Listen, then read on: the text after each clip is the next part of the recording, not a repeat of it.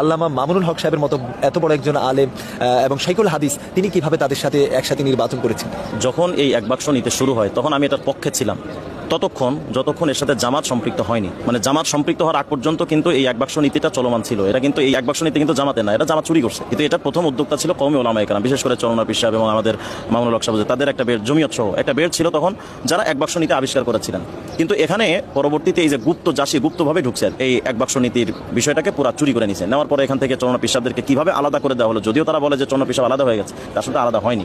কারণ আমেরিকান এম্বাসির সাথে তাদের যেভাবে চুক্তি হয়েছে, সেই চুক্তিতে যখন চরমনার বিষয়টা মেলে নেয়, তখন তারা তাদেরকে একটা সূক্ষ্ম সিস্টেমে এমনভাবে তাদেরকে শর্ট মেরেছে যেন জাতি মনে করে তারা বের হয়ে গেছে। এটা আসলে তাদের কিন্তু বের করে দেওয়া হয়েছে, এটাই আসল এবং এটা ইনসাফি কথা। যাই হোক, এই যে যখন জামাত জোট আসলো, তখন আমি টোটাল এই এক বাক্স নীতির বিরুদ্ধে। কারণ আমি মনে করছি যে যদি আপনি হক নিয়ে বাঁচতে চান, তাহলে আপনাকে হক চেতনা নিয়ে আপনাকে এগোনো উচিত। একটা হাদিসের ব্যাখ্যা আব্দুল্লাহ ইবনে মাসউদ রাদিয়াল্লাহু আনহু বলছেন যে আল জামাতু মা ওয়াফাকাল হক ওয়া ইন কুনতা ওয়াহদাক।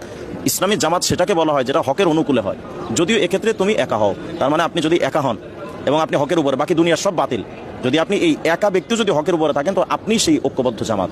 আমি ওই নীতিতে বিশ্বাসী। যখন জামাতকে ঢুকালেন, তখন এটা এমনভাবে নষ্ট হলো যে চরমনা এক গ্রুপে একদিকে চলে গেল, জমিয়ত আর একদিকে চলে গেল, মামুন সাহেব আর একদিকে থেকে গেল। তো এই যে মানে এটার হয়েছে মূল একটাই কারণ যে এখানে আপনি বাতিলকে ঢুকিয়েছিলেন।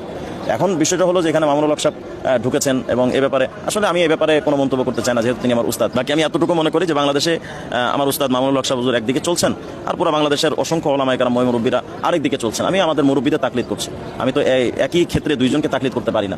এটা মামুন সাহেবের ইস্তেহাদ হতে পারে, আমাদের বাকিদের মুরব্বীদের ইস্তেহাদ আর একটা। বাস আমার যে ইস্তেহাদটা আমার কাছে মনে হয়েছে এটা সঠিক, তো এটা নিয়েছে। বাকি আমি এতটুকু মনে করি যে জামাতের সাথে ঢোকাটা এটা আসলে কতটুকু ঠিক হয়েছে, এটা মামুনুল হক সাহেব হুজুরকে ভেবে দেখা উচিত।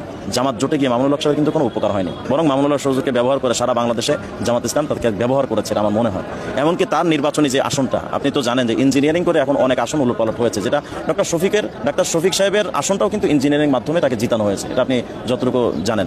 প্রায় প্রাথমিক পর্যায়ে কিন্তু এটাকে হেরে গেছে এমন সিদ্ধান্ত আসছে, কিন্তু পরবর্তীতে ইঞ্জিনিয়ারিং মাধ্যমে এটা নাকি ঠিক করা হয়েছে বলে আমরা যতটুকু জানি। আপনি এটা মানেন না মানেন, যদি মামুনুল হক সাহেব চরমনার একদিকে চলে যেতেন আর জামাত জোট আরেকদিকে যেত, তাহলে কিন্তু জামাতের একটা দাফন হয়ে যেত এবার। তাহলে যে দাফন থেকে বিরাট একটা জয়কার হওয়ার পথের মূল ভূমিকায় যেই লোকটা থাকলেন, যে মামুনুল হক সাহেব, আপনি তার আসনটা ধরে রাখার জন্য আন্দোলন করতে পারলেন না।